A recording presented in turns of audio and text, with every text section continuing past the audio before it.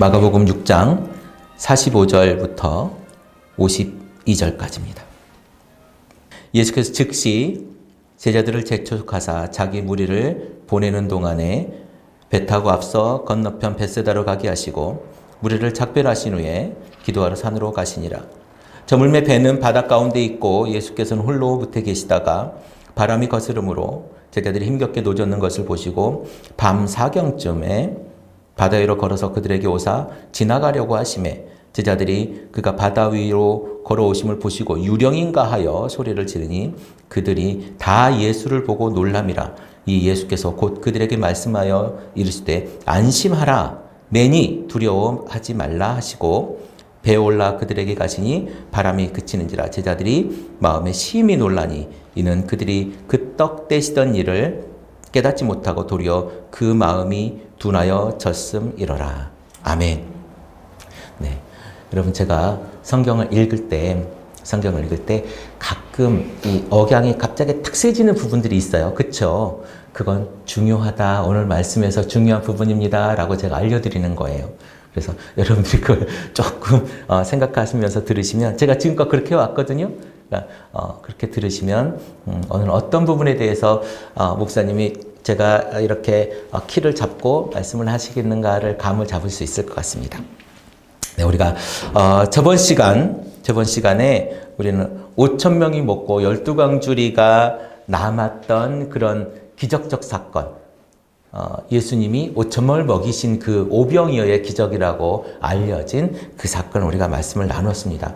푸른 풀밭에 5,000명을 50명, 100명씩 이렇게 무리를 지어 앉히시고 보리떡 5개와 물고기 2마리를 먹이셨습니다. 그리고 하늘을 우러러 축사를 하시고 떼어주니 그 많은 사람들이 다 먹었던 일을 우리가 볼 수 있습니다. 근데 거기에서 우리는 무슨 이야기를 했습니까? 풀밭에 누이고 100명씩 50명씩 앉히고 보리떡 5개에 대한 이야기. 그래서 모세와 같은 예수님에 대한 이미지를 이 글을 읽는, 이 복음서를 읽는 독자들에게 이제 예수님이 그냥 우리가 만졌던 기적을 일으키는 그런 사람이 아니고 또 나사렛의 목수의 아들이 아니고 하나님의 아들, 하나님께서 주시는 그 말씀을 전하는, 그리고 우리를 인도하여 내실 그 모세와 같은 분이다 라고 하는 걸 알려준다라고 우리가 저번 시간에 같이 말씀을 나누었습니다. 그쵸? 네, 그랬습니다. 그리고 이 보리떡 5개는 예수님께서 떼어주셨던 그 보리떡 5개는 모세가 이스라엘 백성에게 주었던 율법, 토라, 말씀 5개, 창세기, 출애굽기, 레위기, 민수기, 신명기의 요 이야기를 의미하고 있다라고 하는 말씀도 그렇게 했습니다. 우리는 그래서 그분이 이끄시는 대로 우리는 앉으려면 앉고 먹으려면 먹고 따라가려면 따라가라라고 이야기를 했었는데요. 우리가 보지 않았던 똑같은 사건이 어디에 있냐면 마태복음에도 있고 마가복음에도 있고 요한복음에도 나와 있습니다. 그런데 재밌는 것은 뭐냐면요. 요한복음이 마지막 부분에 살짝 재밌는 이야기를 넣어요. 그 사람들이 거기 무리가 있잖아요. 그 무리들이 뭐라고 이야기하냐면 예수님을 강제로 잡아가지고 뭘 하려고요? 왕으로 삼으려고 그랬다. 자, 왕을 강제로 삼는다라고 하는 표현이 있어요. 왕을 강제로 삼을 수가 있습니까? 사실은 우리가 사울 왕의 때 이야기할 때 하나님께 권한이 하나님이 허락하셔서 사무엘에게 이제 사울을 왕으로 삼게 하는 장면이 있죠. 사울을 잡아다가 강제로 못 해가지고 하지 않지 않아요? 이거는 많은 사람들이 역사적으로 이제 학자들이 평가를 할 때 뭐라고 하냐면 이렇게 먹이니까 우리를 구해줄 사람이다라고 해서 그때 당시에 누굽니까? 일제 치하는 로마의 치하에 있었죠. 로마의 치하에 있던 사람들이 이제 민중봉기로 이어질 수 있는 그런 분위기가 잡혔던 거라고 표현들을 하고 있습니다. 그래서 예수님 어떻게 해요? 오늘 제자들을 먼저 너희들 먼저 가. 그쵸? 너희들 먼저 가. 빨리 도망가. 빨리 가고 예수님은 어떻게 했습니까? 이 무리들을 흩으셨어요. 오늘 말씀에 그렇게 되어 있죠. 제자들을 보내고 이들을 흩으셨다라고 얘기합니다. 예수님은 그냥 떠나면 될 일인데 이들을 일부러 흩으십니다. 왜요?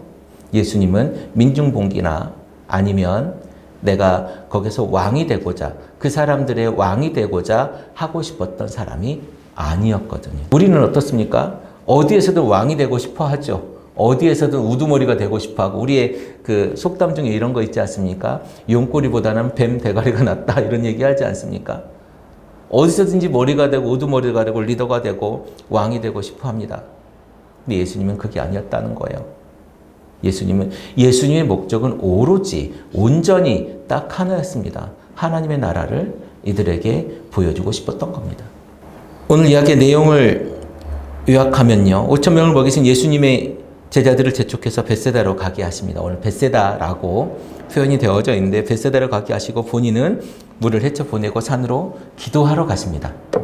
그리고 날이 저물 때 제자들이 바다 한가운데 있었고 풍랑으로 나아가지 못할 때 예수님이 보고 있다가 그들에게 다가가서 나니까 두려워하지 말아라 라고 이야기합니다. 유령인 줄 알았죠. 무리를 누가 걸어오겠습니까? 바닷가 한가운데 있었는데, 그래서 나니 두려워하지 마라, 안심해라. 그리고 바람이 그치고 떠나는 장면이 나옵니다. 그런데 우리가 재밌는 걸 하나 발견해요. 자, 갈릴리 바다가 사실은 큰 바다는 아니에요.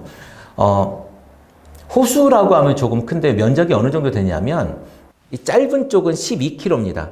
짧은 쪽은 12km 정도 길이가 되고요. 긴 쪽은 21km 정도의 거리가 돼요. 그리고 이 둘레를 다 돌면 53km 정도 된다고 그래요. 자, 크기가 좀 가늠이 됩니까? 12km, 21km 숫자만 나와서. 근데 호수로 치면, 우리가 저수지로 치면 작은 저수지는 아니나 바다라고 하기엔 좀 작다, 뭐 이런 느낌.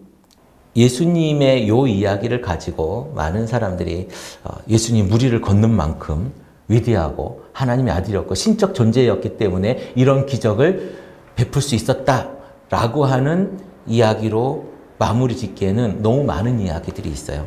사실 예전에 우리가 예수님이 풍랑을 멈추신 사건을 보면서 물과 바다와 또 우리가 구약 성경 안에서 있었던 그런 전통 속에서 예수님이 어떤 인물이었는지에 대한 이야기를 우리가 저번에 잠깐 나눴어요. 풍랑을 멈추는 건 하나님만 할 수 있다. 신만이 가질 수 있는 그러한 능력이다. 그리고 바다를 멈출 수 있는 것, 물속에서 생명을 건져낼 수 있는 건 하나님만이 할 수 있는 능력이다라고 그런 이야기들을 우리가 저번에 한 적이 있습니다. 그런 이미지를 기억하시면 좋을 것 같고요. 오늘도 그것에서 많이 벗어나지 않은 이야기들이 이 안에 있습니다. 물론 예수님이 신적 능력을 가지고 무리를 걸었다라고 하는 이 이야기만으로도 우리가 충분히 훌륭한 이 이야기에 대한 해석이 될 수도 있겠습니다. 그리고 마태복음에 나오는 이야기이지만 우리가 잘 기억하잖아요. 성화도 있습니다만은 베드로가 예수님 보고 주여 당신이거든 나를 명하여 무리를 걷게 하소서라고 하잖아요. 그리고 갔다가 어떻게 됩니까? 두려워하여 물에 빠졌는데 나를 구원해 주셔서 할 때 예수님이 손을 내밀고 구원해 주는 이런 장면이 나오지 않습니까? 근데 여기에는 그 장면이 빠져 있어요. 그러니까 제가 늘 말씀드리지만 이 성경, 이 복음서를 읽는, 우리는 네 권이 묶여져서 한 권처럼 보이지만 다 따로따로 기록되어지고 기록된 연대도 다르잖아요. 이 성경, 이 복음서를 읽는 요 사람들에게 주고자 했던 한 이야기를 가지고 주고자 했던 작가의 느낌이 분명히 있는 거죠. 목적이 있는 거죠. 그래서 어떤 건 빼고 요한복음은 더 짧아요. 요한복음은 더 짧게 있습니다. 그러니까 내가 전하고자 했던 메시지가 다 다른 거죠. 어떤 사람은 아주 길게 뭘 덧붙여서 더 이야기하고, 어떤 사람은 좀 짧게 이야기하고, 어떤 사람은 내용만 아주 그 플롯만 간단하게 이야기하는 그런 것이 있습니다. 그래서 우리가 지금 읽고 있는 이 마가복음의 이 저자 마가가 우리에게 하고 싶은 이야기는 무엇이었는가를 보자는 거예요. 예수님이 5,000명을 먹였던 그 기적부터 쭉 연결이 되는 이야기인데, 보통은 이 이야기들이 끊어서 다른 이야기, 생뚱맞게 나오는 이야기도 있었지만 오늘은 5,000명 먹인 이야기에 그 다음에 바로 연결되는 이야기이죠. 그래서 임금을 삼으려고 할 때 예수님은 어디로 가십니까? 산으로 가시죠. 근데 여기 보니까 우리는 그냥 산으로 가셨다라고만 표현되어져 있는데 번역이 그렇게 되어져 있습니다만은 이 원문 그 헬라어에 보면 투라고 하는 정관사가 있습니다. 정관사. 그러니까 뭐냐면 그 산인 거예요. 그 산에 가셨다라고 하는 건 예수님이 지금껏 늘 기도하러 가셨던 그 산에 가셨다는 겁니다. 우리가 예수님이 쉬러 가실 때도 거기에 가셨고요. 기도하러 가실 때도 거기에 가셨고요. 오늘도 거기에 가신 것입니다. 자, 여러분. 한 곳에서 예수님이 기도를 하셨습니다. 우리가 예수님 돌아가시기 전에 어디로 가십니까? 습관을 따라 라고 말씀을 하십니다. 우리의 습관은 기도하는 습관이 있어야 되는 것이에요. 우리가 언제나 한 곳에서 기도하는, 그리고 내 삶의 일정 부분이 기도로 만들어져 가는 이 삶이 하나님 앞에 아주 중요한 우리의 습관일 수 있습니다. 우리가 지금껏 신앙생활 사실 별거 아니에요. 여러분, 신앙생활이 주일날 교회 오는 거, 이것이 신앙생활이 아닙니다. 신앙생활은요, 내 습관을 좇아서 그곳에서 내 삶의 그 자리에서 하나님을 만나는 것이 신앙생활인 거예요. 그런데 우리의 신앙생활을 한번 돌아보자는 거예요. 저는 매번 여러분들에게 요청합니다. 뭐냐 하면 내 신앙생활에 질문을 던져야 돼요. 다른 사람의 신앙생활을 보는 것이 아니라 내 신앙생활에 자꾸 성경을 통해서 질문을 해야 돼요. 나는 이렇게 살고 있는가? 나는 이렇게 신앙생활을 하는가? 왜? 예수님이 이렇게 하셨다는데 나는 그렇게 하는가에 대한 질문이 우리에게 매일 매 순간 있어야 되는 거예요. 그래서 우리가 성경을 알아야 돼요. 성경을 알아야 내가 성경을 통한 질문을 하죠. 성경을 모르니까 자꾸 이상한 질문들을 하는 거예요. 다른 사람들은 돈을 이걸로 많이 벌었다는데 나는 왜 교회 가는데 돈이 안 되지? 사실 이런 질문들로 우리의 신앙생활에 가득할 수 있거든요. 비교의 것. 그래서 내가 어떻게 됩니까? 내가 무슨 도움을 받아요? 그걸로 내가 내 신앙과 정서와 어떤 모든 면에서 도움될 게 하나도 없는 거예요. 내 신앙이 무엇이냐? 내 신앙에 예수님께서 지금 나에게 어떻게 하라고 하느냐? 이것에 대한 도전과 질문이 우리에게 늘 있어야 되는 거예요. 오늘 예수님 뭐라고 합니까? 그 산에 기도하러 가셨습니다. 그리고 제자들에게는 어떻게 얘기합니까? 벳세다로 가라. 벳세다로 가라. 예수님이 지금 계신 곳이 가버나움, 우리 맨 처음 예수님의 그 손마른 자를 거쳤던 가버나움 있지 않습니까? 지도를 상상하시면 좋을 것 같습니다. 이 가버나움 바로 남쪽의 그 광야에서 있었던 일인데요. 이제 바다 건너 별로 멀지 않은 길이었던 것 같습니다. 바다 건너 벳세다, 그 위쪽이죠. 벳세다로 가서 복음을 전해라 라고 이야기를 하는데, 벳세다는 어느 곳이냐면 유대인이 거기 살고 있었지만 우리가 데가볼리라고 하는 이야기를 제가 몇 번 들었잖아요. 그 지역 근처에 있는 곳입니다. 그래서 헬라인들, 헬라파 사람들, 그리고 유대인들이 섞여 사는 이방인 지역이에요. 예수님이 지금 무슨 얘기를 하냐면 이방인에게 복음을 전하려고 하셨던 거예요. 그 전에 어떻게 했습니까? 데가볼리 지역에 가가지고 귀신 들린 사람, 군대 귀신 들린 사람 쫓아내줬죠. 근데 그 이방인 지역에서 예수님 어떻게 했습니까? 제발 우리 동네 좀 나가주십시오. 그러지 않았습니까? 근데 예수님은 계속 누구에게? 이방인에게 말씀을 전하고 싶었던 거예요. 예수님의 복음의 사역이 유대인들이 생각했던 선민사상, 우리 민족만, 이스라엘 민족만, 우리 히브리 민족만 구원받는 이 세계에서 벗어나서 누구에게? 이방인에게 복음의 확장을 생각하고 계셨다는 거예요. 우리가 그런데 가지고 있는 전도, 복음의 확장, 교회의 확장, 부흥, 성장, 이건 어디에 우리가 맞춰져 있냐라는 것을 볼 필요도 있습니다. 우리의 전도는 어디에 맞춰져 있습니까?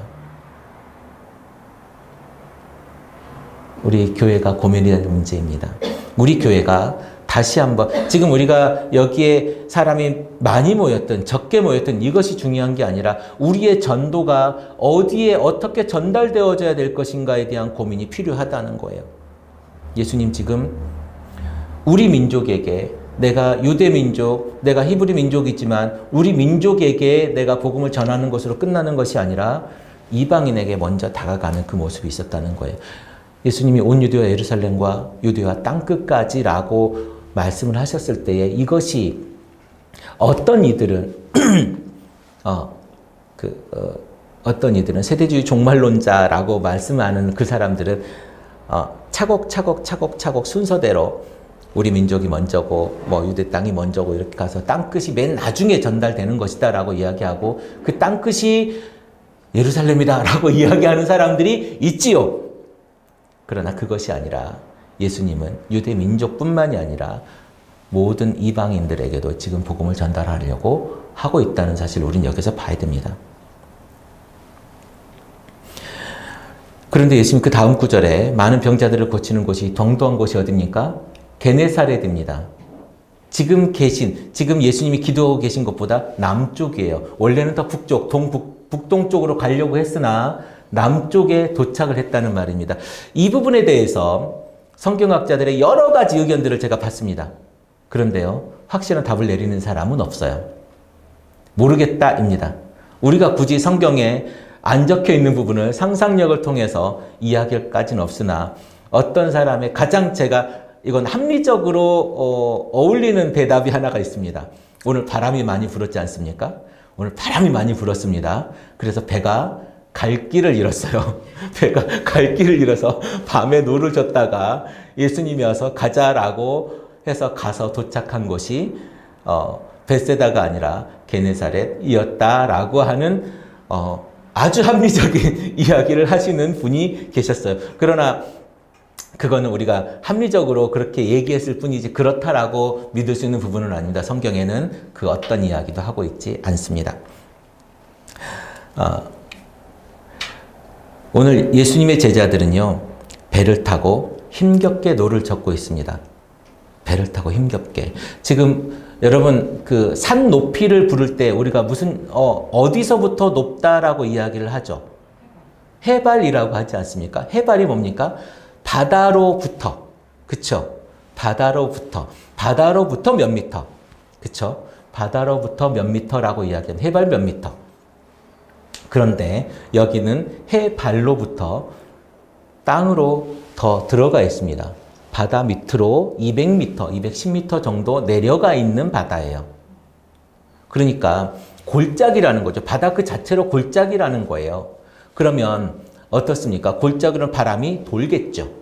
바람이 불면 돌아요. 그래서 거기는 돌풍이 굉장히 많이 부는 지역이라고 합니다. 오늘도 그런 돌풍이 강하게 불었던 것 같습니다. 우리가 얼마 전에 부산의 그 마린시티라고 하는 그런 그 큰 아파트들이 있는 곳에 빌딩풍 뭐 이런 것이 있었다 그러잖아요. 그 안에 뭐 돌도 날라 올라온다고 그러죠. 바람이 회오리 바람처럼 부니까 돌이 올라오는 겁니다. 바닥에서. 돌도 날라 올라오고. 그런 일들처럼 이렇게 비슷한 느낌으로 생각하면 좋을 것 같습니다. 옆에 그 산이나 이런 언덕들의 이런 그 빌딩 사이에 바람이 부니 이것이 돌풍으로 도는 거죠. 그래서 강력한 바람이 되어지는 겁니다. 지금 그 상황인 거예요. 자주 맞았던 상황. 그런데 지금 이 가운데 어부들이 있습니까? 없습니까? 제자들 중에 어부들이 있죠. 그리고 이 어부들은 늘 언제 했습니까? 밤이 맞도록 고기를 잡는 사람들이에요. 낮에 잡는 사람들이에요. 늘 밤에 이것들을 경험한 사람들이에요. 그런데 오늘 어땠습니까? 힘겹게. 이 사람들도 경험하지 못할 만큼 큰 바람이었다는 거예요. 그런데 여러분 재미있는 이야기가 뭐냐면 힘겹게라고 하는 이 단어 있잖아요. 이게 바사니제인이라고 하는 단어를 써요. 굳이 기억하지 않으셔도 됩니다. 근데 이 단어가 곳곳에 나옵니다. 곳곳에 나오는데요. 법률적인 용어로 쓰는 용어는 고문했다라고 하는 단어를 쓰여지는 거고요. 요한계시록 9장 5절에 보면 우리가 요한계시록 잘 안 보지만 요한계시록 9장 5절에 보면 고통에 대한 이야기가 나와요. 살아남은 자들과 살아남지 못한 자들에게 대한 고통을 주어지는데요. 죽이지 못하게 하고 괴롭게만 하는데 그 괴롭기가 어떤 거냐면 전갈이 발을 쏘는 것 같은 괴로움이라는 거예요. 저는 전갈을 본 적도 없고 이렇게 쏘인 적도 없지만 굉장히 괴롭다고 합니다. 근데 죽지는 않는데요. 전갈 뭐 많이 물리면 죽겠으나 그냥 한 번 맞아도 죽지는 않아 너무너무 괴롭다고 합니다. 이 전갈에게 쏘이는 듯한 이 괴로움. 그러니까 뭐냐면 이 사람들이 지금 이 제자들의 이 고통이라고 하는 것이 고문당하는 고통. 그리고 전갈에 쏘이는 듯한 이런 고통을 지금 가지고 있다는 거예요. 자, 보십시오. 어떤 뉘앙스입니까? 어떤 것입니까? 예수님의 제자들이요. 지금 예수님의 명령을 따라서 어디로요? 이방인들에 대한 선교를 하러 벳세다로 가는 길입니다. 그 길이 편안하게 늘 이 사람들은 늘 익숙한 길이에요. 늘 익숙한 바닷길이에요. 노를 저으면 가는 길이란 말이에요. 그런데 오늘은 어떤 길이에요? 예수님을 말씀을 따라서 가니까 고통스럽고 고문당하는 것 같은 괴로움이 함께하는 길이라는 거예요. 지금 이 말씀을 듣는 사람들이 느꼈을 그 고통입니다. 예수 믿었을 때에 우리는 늘 편안함을 추구하려고 해요. 예수 믿으면 좀 행복하겠지. 예수 믿으면 좀 내가 삶이 편안해지겠지. 예수 믿으면 좀 즐겁겠지. 라고 하는 생각으로 우리가 예수를 믿는 거 아니겠습니까? 그런데 오늘 우리가 성경에서 보는 예수의 모습은요. 예수의 제자들의 모습은요. 예수 믿는 사람들의 모습은요. 전혀 달랐어요. 예수를 믿는 사람들은요. 고통을 수반해요. 그리고 예수 믿는 사람들, 예수를 따르는 사람들, 여러분 많이 들었지 않습니까? 야고보가 어떻게 죽었는지 아십니까? 제가 저번에 한번 말씀을 드렸는데 야고보가요. 예수님의 동생 야고보 있지 않습니까? 야고보 사도가 성전 꼭대기에서 밀었습니다. 그래서 바닥에 떨어졌는데요. 죽지 않았어요. 그래서요. 백정 같은 사람, 그러니까 가죽을 만드는 사람을 데려다가 머리를 깨트려서 죽였습니다. 여러분, 예수를 믿는 건 이런 거예요. 우리가 그걸 각오해야 되는 겁니다. 그런데 우리가 가지고 있는 신앙과 예수 믿는 것의 길에 대한 이 고민이 사실은 우리에게 얼마나 있는지 저는 모르겠어요. 그리고 이 고통을 수반하게 내가 고통을 가져야 되겠다라고 하는 이것이 우리가 대한민국에서 예수를 믿는다는 사람들에게 얼마나 있는지 모르겠어요. 더 가지고 싶죠. 복 받고 싶죠. 내가 편안하고 싶죠. 차라리 무당이 훨씬 더 빠를 수도 있습니다. 비참하지만 그건 무당이 훨씬 더 빠를 수 있어요. 그 사람들 그거 전문 아닙니까? 예수를 믿는다는 건 우리가 너무나 잘 알고 있잖아요. 자기 십자가를 지고 자기를 부인하고 나를 따를 것이니라. 이거 아닙니까? 오늘 예수님의 제자들이 그렇게 가고 있다는 거예요. 지금 노를 젓고 가도 갑니까 안 갑니까? 바람이 앞에서 불어가지고 가지 않아요. 근데 밤새 저었다는 거예요. 어떨 만큼 고문당하는 것만큼 저었다는 거예요. 저도 고문은 당해보지 않았습니다만은 얼마나 고문당하다가 죽기도 하지 않습니까? 지금 그 괴로움에 대한 수준이에요. 지금 예수 믿는 그때 이것을 읽었던 그 로마의 그 압제의 이 독자들, 압제받는 이 독자들에게 주는 이 편지의 이 모습이 나에게 예수님의 제자인 나에게 이걸 지금 썼구나라고 하는 것을 나를 위로하고 있는 거구나라는 것을 우리가 알 수 있는 거예요. 예수님 그런데요. 뭐라고 또 이야기하냐면 그것을 예수님이 어땠다고요? 보고 제자들이 그렇게 하는 것을 어떻습니까? 보았습니다. 예수님 제자들 보내놓고 가라라고 많은 게 아니에요. 가라라고 그냥 던져버리고 신경 안 쓰신 게 아니라 나는 기도해야 되겠다가 아니에요. 예수님 기도하시면서 이 제자들을 어떻게 했다고요? 보시고 늘 관심이 있습니다. 예수님 우리 제자된 우리를요 늘 보십니다. 늘 관심을 가지십니다. 예수님은요 우리를 놓치시지 않으세요. 그걸 믿으셔야 돼요. 나 왜 이렇게 나 힘들지? 예수 믿는다고 내가 교회 다닌다고 이렇게 고생하고 힘들고 정말 피곤한데 내가 쉬지도 못하고 지금 교회 나오는데 되는 것도 없고 짜증나는 일은 더 많아지는 것 같고 사람들은 나에게 핀잔과 불편함을 더 많이 나에게 주는 것 같고 예수님 왜 나를 안 봐주세요? 우리 이럴 때 있습니다.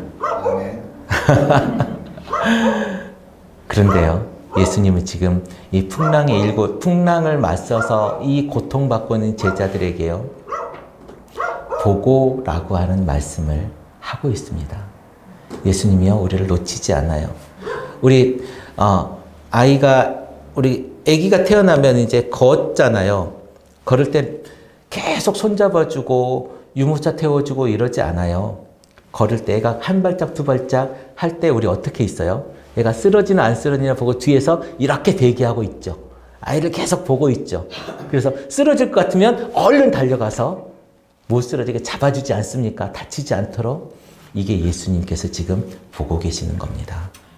예수님께서 우리를 보고 계시는 거예요. 넘어지지 않도록. 근데 우리가 이거를 믿어요, 못 믿어요? 몰라요. 관심이 없어요. 왜? 예수님이 우리에게 관심이 없는 게 아니라 우리가 예수님께 관심이 없는 거예요. 제자들 어떻게 해요? 그거 하면서 노를 저으면서 죽을 것 같아. 아, 힘들어. 내가 이러다가 죽는 거 아니야? 물에 빠지는 거 아니야? 바람은 불고 풍랑은 치고 물은 들어오고 밤새 노주었으니까 졸리기는 하고 이랬을 거 아닙니까? 오늘 보고 계셨습니다. 우리를 지금도 이 자리를 예수님 보고 계시는 줄로 믿습니다. 그래서 오늘 예수님 어떻게 하냐면요, 그걸 보시고 오십니다. 걸어서 배로 가까이 오십니다. 누구에게로? 우리에게로. 저는 여기서 깜짝 놀란 장면을 하나 봤습니다. 예수님이 가시다가 지나치시려고 합니다. 그쵸? 여기까지 왔다가 성경에 기록된 이야기예요. 왔다가 지나치시려고 하다가, 지나가시려고 하다가 옵니다. 또 혹자는 이런 이야기를 해요. 성경 학자들 이야기예요. 제가 이걸 풀려고 얼마나 많이 받겠습니까? 어떤 분은 이제 사람들은 합리적이고 싶어 하잖아요. 내가 이해하고 싶어 하잖아요. 왜 예수님이 지나가려고 했을까? 제자들에게 온 건 분명한데 왜 지나가려고 했을까라고 하는 것에 대한 답을 얻고 싶은 거예요. 그래서 합리적인 생각을 하고 싶어 합니다. 내가 이해하고 싶어요. 여러분, 우리의 생각 가운데, 내 생각 속에, 내 경험 속에 하나님을 구겨넣지 마십시오. 우주를 말씀으로 만드신 분입니다. 세상 그 어디에도 있는 분이십니다.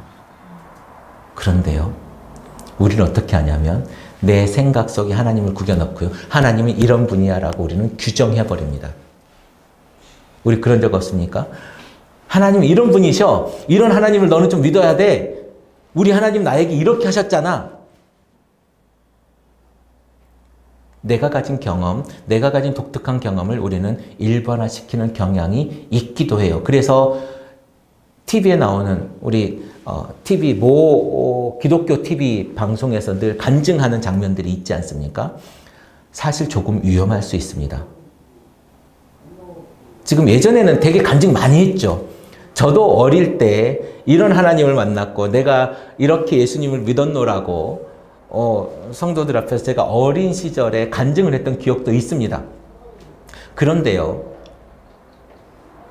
내가 믿었던, 나와 만났던 내 환경에서 말씀하셨던 그 하나님과 지금 이 자리에 있는 이 사람이 만날 하나님은 다를 수 있다는 거예요. 전혀 다를 수 있다는 거예요. 내가 배가 고팠을 때 내가 만난 하나님은 밥을 주신 하나님일 수 있지만, 내가 정말 배가 아팠을 때 나를 만난 하나님은 길거리에서 화장실 문을 찾게 해주신 하나님일 수도 있어요. 그렇지 않겠습니까? 내가 기도했더니 화장실이 보이더라라는 거예요. 각자의 상황과 현상과 모습 속에서 삶의 자리가 달라요. 그 자리에서 만난 하나님 당연히 다를 수밖에 없죠. 어떻게 하나님이, 지금 우리가 믿는 하나님은 어떤 하나님이에요? 백인들의 하나님에서 모티브를 가져온 하나님이에요. 맞습니까? 그래서 금발의 예수님을 우리가 만나고 있는 거예요. 그런데 제가 말씀드렸잖아요. 그 금발의 예수님이 누군지도 모른다고. 그분이 예수님이 아닐 가능성이 100%예요. 그분이 예수님이 아닐 가능성이 100%예요. 왜냐하면 그 당시에 예수님의 모습은 지금의 아랍인의 모습과 거의 비슷하거든요. 근데 우리는 성화 걸어놓잖아요. 금발의 예수님. 우리 제일 많이 걸어놓은 성화가 어떤 겁니까? 이렇게 문 두드리고 문 앞에 서서 기다리는 예수님의 성화를 많이 보셨을 거예요. 거기에 금발의 예수님이 나오십니다. 그래서 제가 머리를 얼마 전에까지 길고 있었는데 머리를 길었을 때 늘 예수님 같으세요. 이런 얘기를 제가 몇 번 들었습니다만은 예수님 머리가 안 길었는데요. 라고 말씀을 드린 적이 있습니다. 여러분, 우리의 생각 속에다가 그 예수님을 구겨 넣지 마십시오. 구겨 들어가지도 않을 뿐더러 그런 분도 그렇지도 않습니다. 그리고 내가 만난 하나님이 전부다라고 말씀하는 건 교만하는 거예요. 우리가 세상에 제일 무서운 사람이 어떤 사람입니까? 책 한 권 읽은 사람입니다. 그 책 한 권에서 이야기하는 그 이야기가 진리라고 믿는 사람이 가장 무서운 사람이에요. 남대문에 문턱이 있을까요? 없을까요? 가본 사람이 이기겠습니까? 안 가본 사람이 이기겠습니까? 안 가본 사람이 이기는 겁니다. 왜? 당연히 문에는 문턱이 있어야죠. 이게 우리의 생각입니다. 우리의 생각 속에 우리의 생각의 깊이와 크기예요. 내 경험을 넘어서지 못하는 그 깊이 안에 우주를 창조하신, 온 세상을 창조하신, 나를 만드신 그 하나님을 어떻게 우리가 규정하고 구겨 넣을 수 있겠어요? 그러지 마십시오. 오늘 예수님의 제자들이 새벽에 왔다가 새벽에 그 오신 그 예수님을 뭐라고 부르냐면 유령이다, 귀신이다 이렇게 생각을 한 겁니다. 왜? 자기들의 경험으로는 예수님이 내 옆에서 나랑 같이 먹었던 이 예수님이 물 위를 걸어올 수가 없거든요. 내 경험으로는 사람이 물 위를 걸을 수가 없는 겁니다. 그런데 불과 몇 시간 전에 이 사람들은요, 보리떡 5개, 물고기 2마리로 5,000명이 먹는 걸 본 사람들이에요. 그런데 물 위를 걷는 걸 못 보았다라고 이야기합니다. 여러분, 오늘 이 이야기에서 우리가 아주 포인트를 잡아야 될 것이 있습니다. 무엇이냐면 예수님은 지금 물 위를 걸어오고 있어요. 이 물은 무엇입니까? 물은 죽음이에요. 풍랑은 죽음이에요. 이것을 어떻게 했습니까? 예수님은 지금 이기고 오시는 겁니다. 죽음을 이기신 예수님을 지금 제자들에게, 아니 제자된 우리에게, 이 글을 읽는 독자에게 마가는 이야기하고 싶었던 거예요. 죽음을 이기신 예수님, 이분이 누구예요? 이분이 우리를 구원할 사람이에요. 이분이 우리를 구원할 분이다. 너희를 구원할 분은 죽음을 이기고 오시는 부활하신 그 예수님이다. 근데 이 예수님이 언제 와요?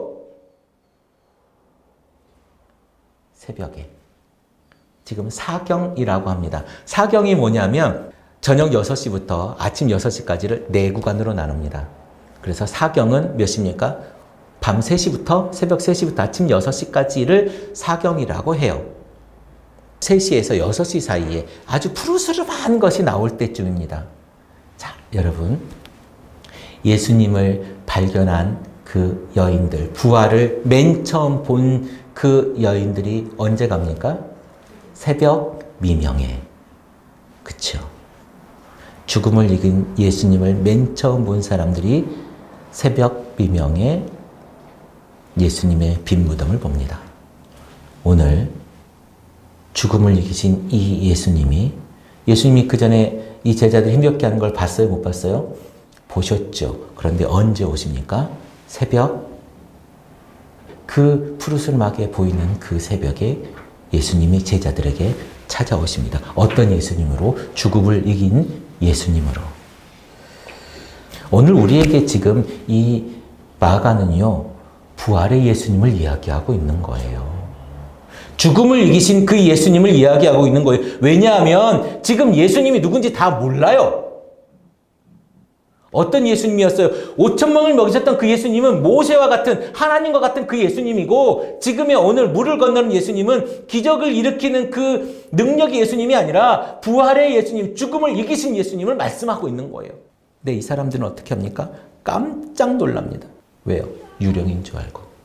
죽음을 이긴 사람, 수월에서 올라온 사람들을 알아보지 못해요. 여러분 출애굽기 3장 14절에 보면요. 모세가 떨기나무에서 하나님을 본 이야기가 있습니다. 하나님이 뭐라고 이야기하냐면 여러분 그 장면을 잘 기억하시면요. 모세가 떨기나무에서 하나님을 만나고 하나님과 대화하다가 근데 다 좋은데 하나님 내가 이거 하나님 만났다고 이집트에 가가지고 이제 이야기를 해야 될 텐데 당신을 누구라고 할까요? 라고 했더니 이분이 뭐라고 하냐면 나는 스스로 있는 자니 스스로 있는 자가 보냈다고 해라 그럽니다. 자, 오늘 예수님은 무슨 이야기를 해요? 내니 두려워 말아라 그럽니다. 내니 안심해라 그럽니다. 자 여러분 내니 이거를 에고에이미라고 이야기합니다.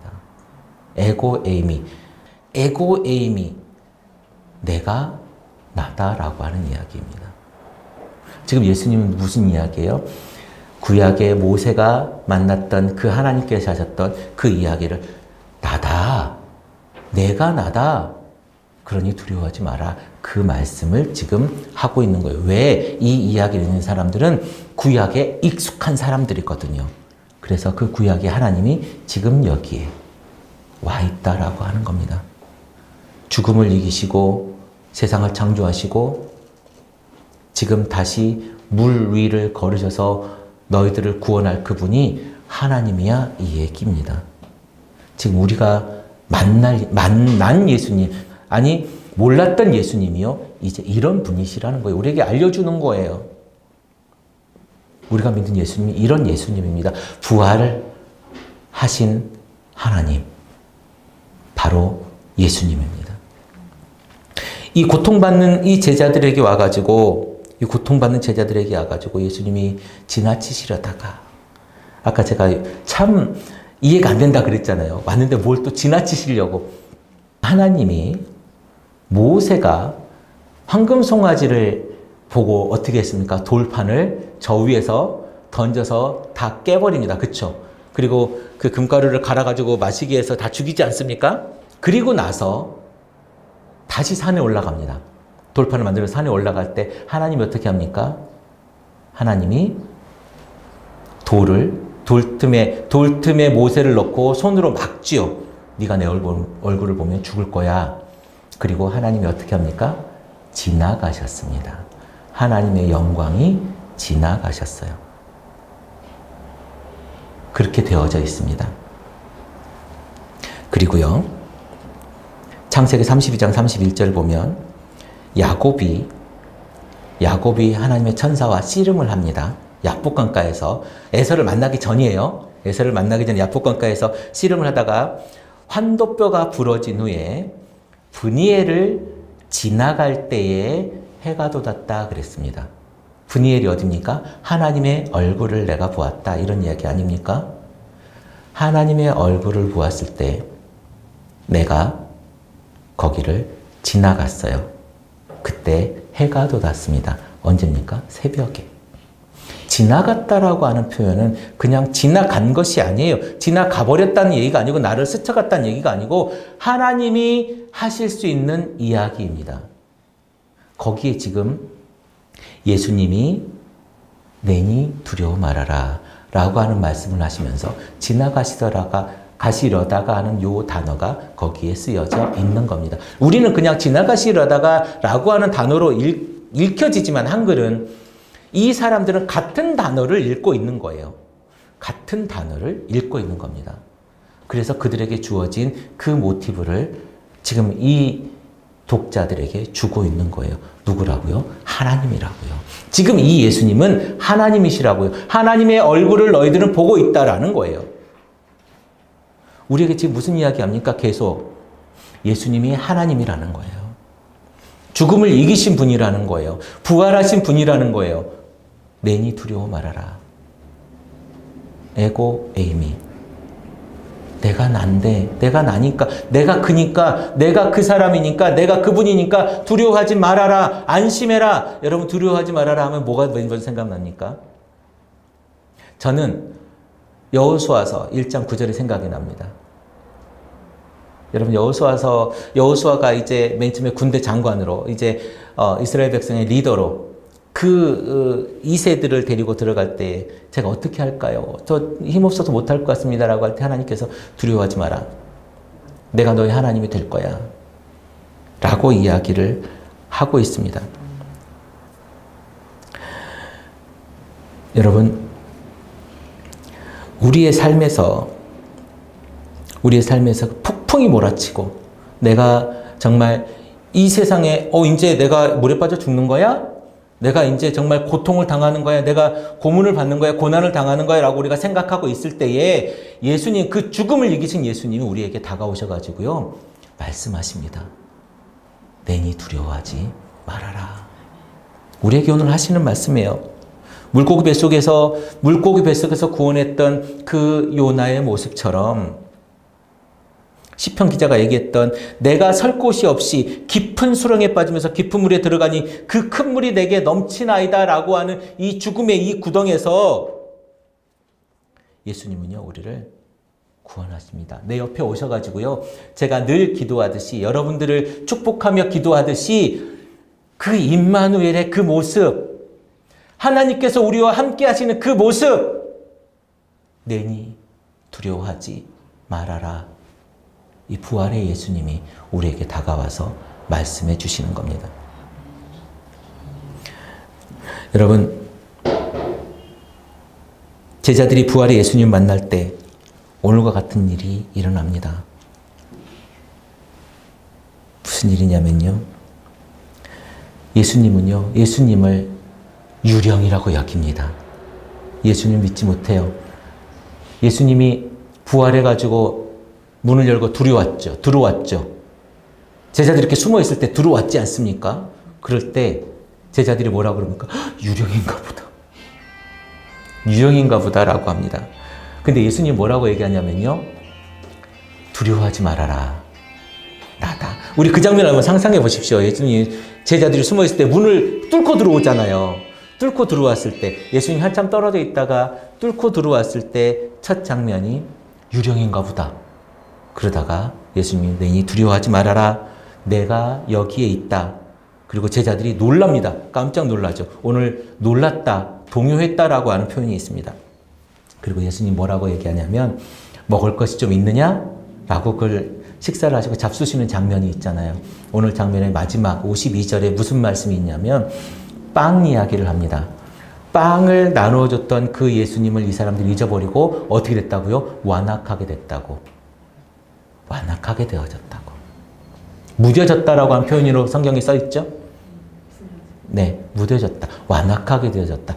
그걸 잊어버렸다는 거예요. 그 예수님이 계속 우리의 인간의 모습이에요. 계속 우리에게 환기시켜주고 나는 이런 예수님이야, 이런 분이야 라고 기적을 계속 베풀어 주어도 병을 고치고 얼마나 많은 병자를 고치고 기적을 베풀고 말씀을 전하고 떡을 나누어 주고 그랬을지라도 예수님 제자들은 어떻게 했습니까? 마음이 완악하여져서. 누구의 모습이에요? 이 완악하여진 거. 바로의 모습 아닙니까? 우리가 그렇게 변해간다는 거예요. 지금 우리의 모습이잖아요. 우리가 늘 경험하잖아요. 우리가 사실 이 안에서 솔직히 좀 부끄럽지만 우리 늘 그런 모습들이 우리에게 늘 발견하지 않습니까? 하나님이 우리에게 그래 네 기도 내가 들어줬어 라고 이렇게 해주시지만 우리 어느 날 하나님 나한테 왜 이러세요? 우리 이런 기도 하잖아요. 또 잊어버리는 거. 완악하여지고 우리 잊어버리고 또다시 깨닫게 해주고. 이 사람들이 언제까지요? 이 제자들이 언제까지 이렇게 사는 줄 아십니까? 오순절 성령을 받을 때까지입니다. 예수님이 죽어도 몰라요. 내가 이럴 거다라고 예언하고 예수님이 죽어도 십자가에 달려 죽었어도 몰라요. 그리고 예수님이 부활했어도요 몰라요. 유령인 줄 알아요. 우리 신앙과 한번 맞춰 보아야 될 것 같습니다. 복음이라고 하는 것은요, 우리가 알고 있는 복음, 여러분, 복음이 뭡니까? 십자가에 돌아가신 예수님이 우리 죄를 위해서 구원하셨고 3일 만에 부활하셨고 다시 오실 예수님이 계시다. 이것이 복음입니까? 맞습니다. 그 복음은요, 우리가 예수님을 잊었을 때에 하나님의 따뜻한 손길로 찾아오는 것이 진짜 복음입니다. 그것을 아는 것이 복음이 아니고, 그 복음이 우리가 예수를 잊었을 때에 우리에게 찾아오는 것이 복음이에요. 그래서 우리가 그것을 만나는 것이 복음입니다. 복음은 그저 저 하늘의 구름처럼 이상으로 떠 있는 것이 아니에요. 우리가 만나야 복음이에요. 아멘입니까? 복음은 우리가 만나고 예수의 맛을 알게 해주는 겁니다. 우리를 살게 하는 거예요. 우리를 예수 그리스도의 제자로 살게 하는 것이 복음이지, 우리가 생각하고 알고 지식으로 가지고 있는 것이 복음이 절대 아니에요.